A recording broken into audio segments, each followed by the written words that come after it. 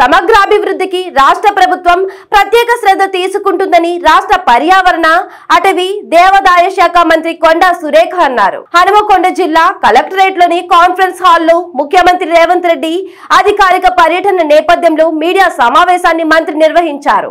ఈ సమావేశంలో రాష్ట్ర పర్యావరణ, అటవీ, దేవాదాయ శాఖ మంత్రి కొండా సురేఖ మాట్లాడుతూ ముఖ్యమంత్రి రేవంత్ రెడ్డి హైదరాబాద్ నుండి నేరుగా హెలికాప్టర్ ద్వారా వరంగల్ టెక్స్టైల్ పార్క్ కు చేరుకుంటారని అన్నారు.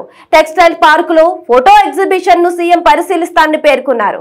వరంగల్ టెక్స్టైల్ పార్క్ సందర్శన అనంతరం పూర్వ సెంట్రల్ జైల్ ప్రాంతంలో నూతనంగా నిర్మిస్తున్న సూపర్ స్పెషాలిటీ ఆసుపత్రిని పరిశీలిస్తారని అన్నారు.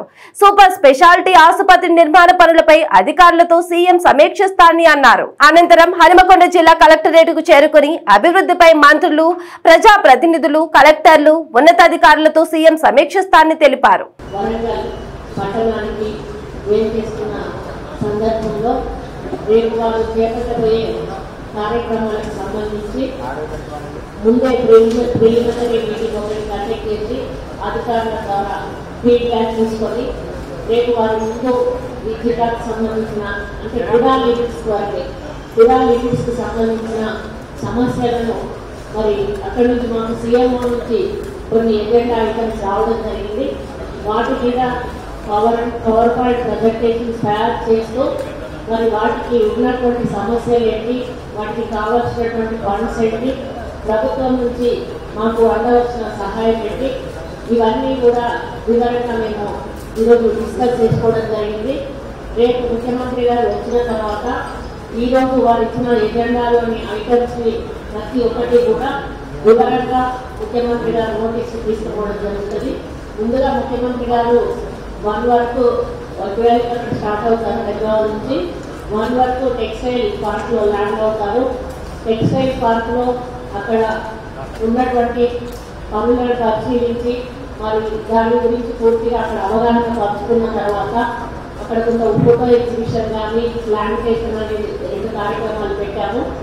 ఆ తర్వాత మరి రోడ్డు వారు వస్తూ మరి మన సూపర్ స్పెషాలిటీ హాస్పిటల్ దగ్గర ఆగి ఆ హాస్పిటల్లో జరుగుతున్న పనులు కానీ ఎందుకు మరి ఆలస్యం అవుతా ఉంది, ఎంత త్వరగా కానీ ఓపెనింగ్ చేసి మరి ప్రజలకు అంకితం చేయాలనే విషయం మీద కన్సర్న్ ఏజెన్సీ వాళ్ళతో మాట్లాడి తెలుసుకొని మరి ఆ తర్వాత డైరెక్ట్గా ఇక్కడ కలెక్టర్ ఆఫీస్కి వచ్చి ఇక్కడ రివ్యూ ఏర్పాటు చేసి ఈ ఎజెండా ఐటమ్స్ మీద వారు రివ్యూ చేసినాక వారు నిర్ణయాలు తీసుకొని ముఖ్యంగా గతంలో ఎలక్షన్ సమయంలో వచ్చినప్పుడు ముఖ్యమంత్రి గారు ఒకటే చెప్పారు, హైదరాబాద్ తర్వాత అతిపెద్ద నగరము వరంగల్, 2వ రాజధానిగా దీన్ని అభివృద్ధి చేయాలనే లక్ష్యంతో మేము ముందుకెళ్తా ఉన్నాము.